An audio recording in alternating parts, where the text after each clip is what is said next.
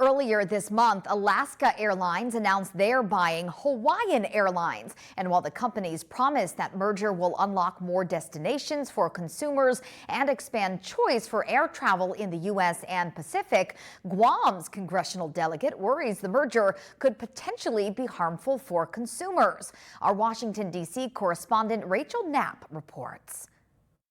We need to be cautious. Guam's congressional delegate Jim Moylan has some reservations about the purchase of Hawaiian Airlines by Alaska Airlines. We're not saying we're against the merger.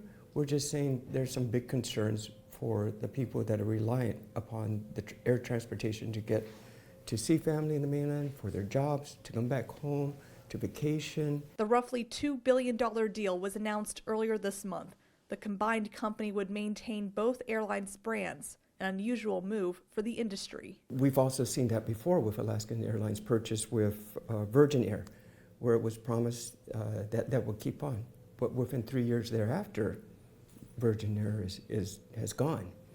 So that happens. If that happens and that promise is no longer there, I believe there will be an increase in prices and we won't have much of a choice to do anything about it. Moylan sent a letter to the FTC chair about the merger, asking them and the DOJ to exercise their oversight capability to ensure this merger is not an illegal concentration of market power.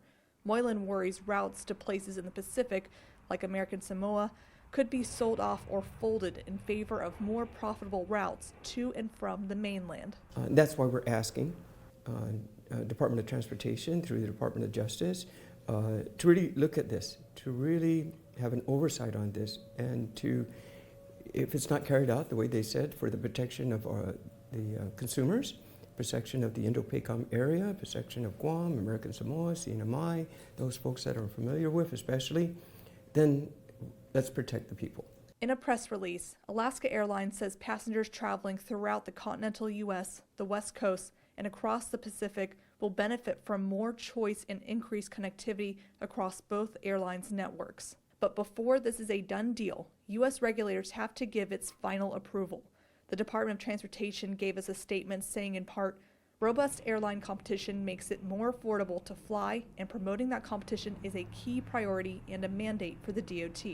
The DOT is responsible for determining whether granting such an application is in the public interest and can investigate whether a deal would constitute an unfair method of competition or an unfair or deceptive practice.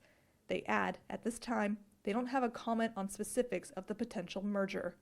In Washington, D.C., Rachel Knapp reporting.